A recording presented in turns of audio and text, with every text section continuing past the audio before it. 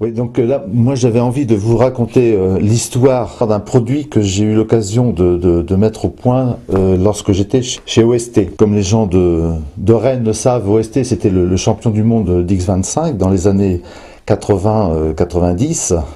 Et j'occupais la fonction de responsable marketing de l'entité X25 notamment. Donc on faisait des commutateurs, des gros, des moyens, des petits. Et on avait eu l'idée, avec les gens de la R&D, de faire de la compression de données sur X25, sur le réseau Transpac. C'est-à-dire que nos clients qui étaient équipés de nos produits s'interfaçaient parfois donc avec le réseau Transpac. Et la facture Transpac était fonction de la quantité de données qui circulaient sur le réseau Transpac. Donc on avait l'idée effectivement de diminuer la facture du client en introduisant une fonctionnalité de compression de données selon un algorithme Ziv-Lample, etc. On avait même eu, ce produit, cette naissance de produit, nous avait donné l'occasion de déposer un brevet, donc parce qu'effectivement il y avait des spécificités que nous avions implantées sur nos produits. Donc voilà, donc l'idée de faire ce produit, ou la décision de faire ce produit avait été prise par l'ensemble du staff, notamment de Monsieur Taolan, et nous voilà donc partis sur cette réalisation technique. Donc l'idée pour réaliser ce produit était de dépouiller un petit peu notre gros commutateur, d'extraire les fonctions nominales, on va dire, et de plugger la fonction compression de données sur ce produit-là. Donc il fallait que ce produit qui était un peu plus dépouillé ait quand même un environnement, un design un peu particulier, un peu chatoyant, et donc il fallait refaire un châssis. La réalisation de ce châssis était quelque chose qui pouvait prendre du temps, qui a pris un petit peu de temps. Et le problème, c'est qu'on avait décidé d'exposer ce fameux produit au salon. C'était je crois le CICOB à l'époque, hein, c'était dans les années 80, après 90. Voilà que la date du salon arrive et que le produit n'était toujours pas prêt. Alors donc on avait préparé un plan de communication. Cela nous embêtait de reporter au salon suivant cette présentation de produit. Donc on s'est mis à gamberger un petit peu comment on pouvait faire pour rendre plausible cette idée de produit, que le client puisse palper, je dirais, ce nouveau produit.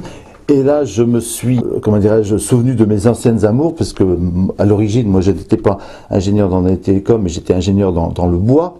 Il se trouvait que à l'époque le mari de la nourrice de mes enfants était menuisier, et je me suis dit tiens, ce serait intéressant, ce serait bien que tu me fasses des produits, enfin aux dimensions du produit final, en bois. Donc voilà, et j'aimerais bien voir la différence, enfin avoir plusieurs produits différents. Donc j'aimerais bien que tu m'en fasses un en merisier et un autre en bois exotique. Donc voilà, la personne en question a réalisé ce cube, hein. C'était pas des formes très compliquées, donc c'était un cube en merisier et un autre en bois exotique dont j'ai oublié le nom. Et après j'ai fait faire une petite plaquette au nom du produit. Alors pour la petite histoire, le nom du produit on l'a baptisé Complice parce que justement on était un peu complice de la facture du client, donc on voulait la diminuer.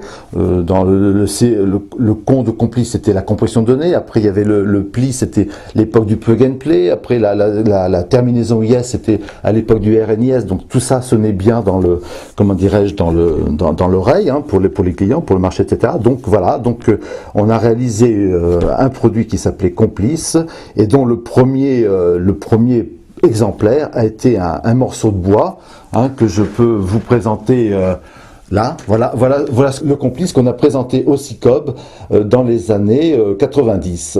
Et alors, ce qui est intéressant, c'est qu'à l'époque, notre ancien directeur technique, qui est bien connu aussi sur la place de Rennes, qui s'appelait Frédéric Ossarieux, qui était à l'époque passé chez Barphone, avait visité notre stand et avait dit, en voyant ce produit-là, que c'était un chèque en bois, mais ça avec l'humour qui le caractérisait. Donc voilà un petit peu l'histoire de ce produit Complice.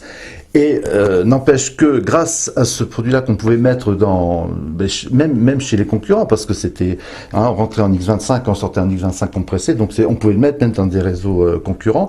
N'empêche qu'avec ce produit-là, on a réussi à avoir le réseau de la GMF, c'est-à-dire que dans chaque agence GMF, on avait ce produit complice, et au site central, on avait un gros ECOM qui avait les mêmes fonctionnalités et qui pouvait donc fédérer plusieurs centaines, voire milliers de boîtes comme ça. Et pour terminer, vous savez bien que OST a été racheté par Newbridge, que après, comment dirais-je, Alcatel a racheté Newbridge.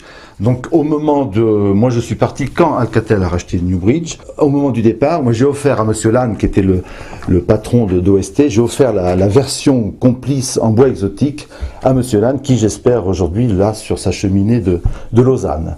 Voilà.